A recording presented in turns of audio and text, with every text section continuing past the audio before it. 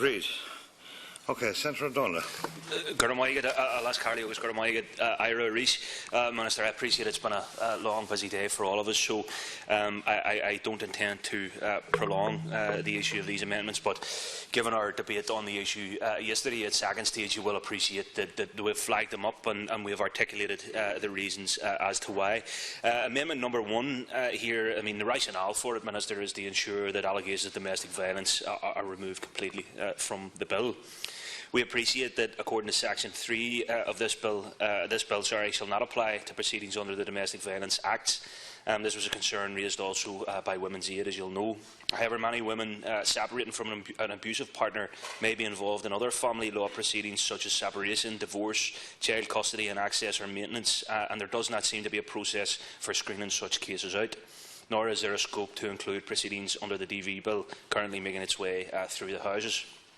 In its 2010 report on alternative dispute resolution, the Law Reform Commission acknowledged that family law disputes not suitable for mediation included not only those under the Domestic Violence Act, but also those where the safety of one of the parties and or their children is at risk. Therefore, they recommended to exempt both situations from mandatory information sessions on mediation. I quote, the Commission recommends that a party in family law proceedings shall not be required to attend an information session where A, the proceedings involved an application for a safety order, a barring order or a protection order under the Domestic Violence Act 1986, or B, where a party satisfies the court that his or her personal safety or the safety of his or her children is or are at risk. A similar approach, Minister, would better protect parties separating from an abusive partner from unintended negative consequences of mediation, and that therefore the list of proceedings to which the bill does not apply should be expanded to include family law cases where domestic violence is alleged. Excuse me. We note in the Niall amendments based on this recommendation were not accepted, the reason given being that mediation remains voluntary and that similar obligations on solicitors to advise mediation in family law already exist in other relevant acts. This misses the point that it may be very difficult for a woman to refuse mediation when it is so strongly encouraged by the legal system, even if it is not safe. However, under this bill, there are other much more concerning provisions under Section 16 and Section 21, which may be very detrimental to victims of domestic violence engaged in family law proceedings. These provisions would allow a perpetrator of domestic violence to apply for the court to invite parties to mediation. Moreover, under Section 21, refusal to consider or attend mediation can be considered when awarding costs. So a victim of domestic violence may be invited, quote, to mediation by her abuser, who may use this tactic to protract proceedings, may feel coerced to agree to mediation, even if it's not safe for her or in her best interests, and she may well fear that if she does not engage, she will have to pay the cost. So, Minister, as I said, the amendment is pretty direct and straightforward in terms of what it sets out to do. I appreciate we laid our case before you and before colleagues in the Seanad yesterday, but I feel, given the severity and given indeed the call from survivors of domestic abuse from very reputable organisations like Women's Aid Ireland, it was important that we tabled this very important and indeed consider a nuanced amendment to this legislation that actually seeks about not just safeguarding the victims and survivors of domestic abuse in the first instance, but also allows for greater access and ultimately, hopefully, greater passage through the judiciary and legal system, and that they feel protected, feel safeguarded, and ultimately aren't forced into a situation that would be detrimental to them. So, Thank you, Minister. Senator O'Donnell. Very briefly, Minister, we have reached an impasse in relation to this. I'm glad, and I don't question at all, I take you absolutely at your word, that you accept the sincerity with which the amendments have come from both myself, Senator Ruan, and indeed others. Apologies in the first instance, Minister. I probably should have referred more specifically to Amendment 3 and 4, given that we were taking them all together. But the spirit of them we discussed yesterday. So I appreciate your response in acknowledging all of that. Minister, I will be pushing these amendments to a vote because, as you rightly accept and acknowledge, we are coming at this from a very sincere point of view, and we think there is merit in it. At the heart of this is about, I suppose, a victim-centred approach, a human rights-centred approach that puts the needs and the... don't worry, that's Carly, you're grand. I've lost my train of thought now. That's Carly.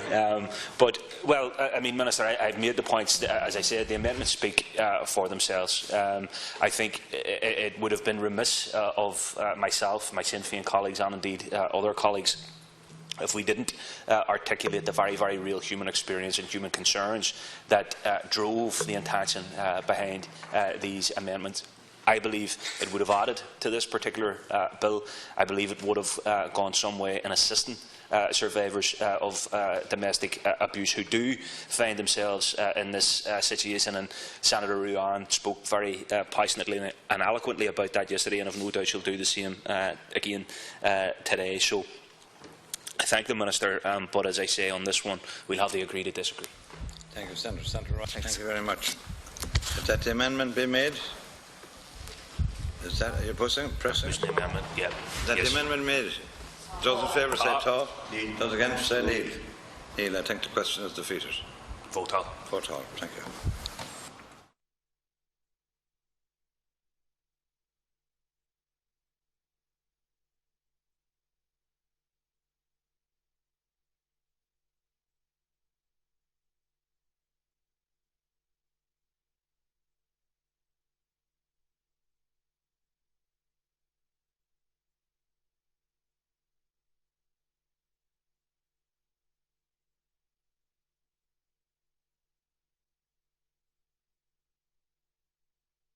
Thank you very much, Senator. Senator O'Donnell. I'm listening, Senator Ruan.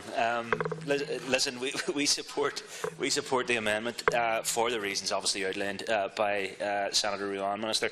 But we would also like to take the opportunity from Sinn Féin's perspective to outline our concerns regarding interpretation services and the legal system as it currently stands in a broad sense, Minister.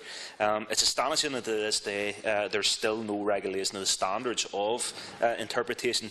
Court and legal interpreting is a highly specialised area that needs a significant level of training. You will, of course, appreciate that, Minister. And all it appears currently to be required for interpreters is that they're able to speak English, and whatever language it is they happen to be interpreting. So I agree with the amendment from Senator Ruan and her colleagues in this regard. She alluded very rightly to the issue of sign language and all of the issues that the deaf community have faced in terms of extreme marginalisation. This would just be another example of that, and one that we could, by this amendment, Minister, help resolve. Senator O'Donnell. Gurmail las Carly agus boilm curlis in major Taracha and Seanad Egan. Minister, in relation to Amendment 5, we spoke to this yesterday at second stage, and while I welcome the fact that in this jurisdiction there is obviously the opportunity for people to engage with the legal system through the medium of the Irish language, I don't see what harm it would do to allow for the training and the adequate provision of people with the necessary fluency and proficiency in the Irish language to deal with mediation services. Indeed, for all of the reasons. No, of course there's not any harm. I accept that, so I'm not diverging from the spirit in which we have approached these amendment ministers. So, well, I would contest then why don't we accept the amendment and allow for people, in line with what is provided for in the Constitution, allow people to engage with the state, with the structures and the machinations of the state through the medium of the Irish language. So I believe, and I accept too and concede, Minister, that there is provision within the current legal system and framework, and sometimes there isn't the opportunity for people to do that because there isn't the necessary proficiency within Irish within that sector. That's something that my colleagues are looking at in relation to the Judicial Appointments Bill, for example, that there would be within that fraternity a greater level of people who are able to engage through the Irish language. So, I mean, we believe fairly fundamentally, as has been said previously, if the state is going to direct people to use mediation, then they should ensure that mediation is available in both official languages of the state, Minister.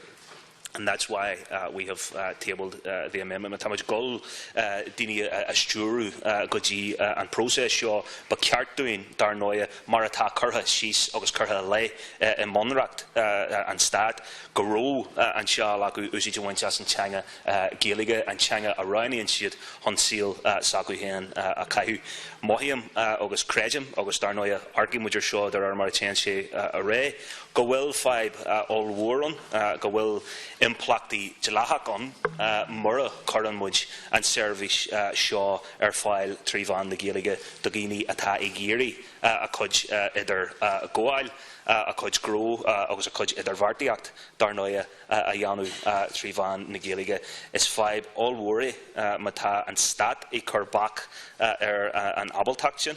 Maradurt me in ye, Tegam Gamwai, Cara Harley and Nurnak Will, and Gaeliga Curha File, Treach, and Chorus Slahak, Marata, Ohui, Tabak Umlin, Curha, Drucker, Usich, Nigeliga, Shilangwil Shal, Oginya, Sakohak Shaw, Ja Hampla, Alagushis, August a Hashpunch, Gowil and Start, Gowil and Realtish, Gowil Mojinya, Mark Hudge, the Tihi and Aractus, Gadangan, Edakiact, Le Curhon Kin, August, Gowil Mojinon, Legans Dugini, Treach, Structory Practicula, and Changa Usich, Comenic, August Co Abalta, Augustus Fedgerla. Thank you very much. Senator Seanad Niall O'Donnell. Carly, and I support the amendment for all of the reasons that the proposers have outlined, and indeed for more. I think it was just, I noted quite importantly a remark by Senator Black, and I think it's worth reiterating at this stage, this late stage, Minister, that we support this legislation. We support what it's about. We support what it's trying to do in terms of the Mediation Bill. And what we have tried to do, Minister, is work with you, as I said yesterday, in terms of very sincerely and genuinely trying to enhance the nature of the bill. So I do think it's a very modest proposal put forward in terms of this amendment that is, I suppose, in many ways a bit of a compromise proposal, and perhaps in the spirit of the new politics, Minister, you might reflect on what contributors have said and the reasons as to why they want to bring this amendment into reality. Minister, to respond. Thank you.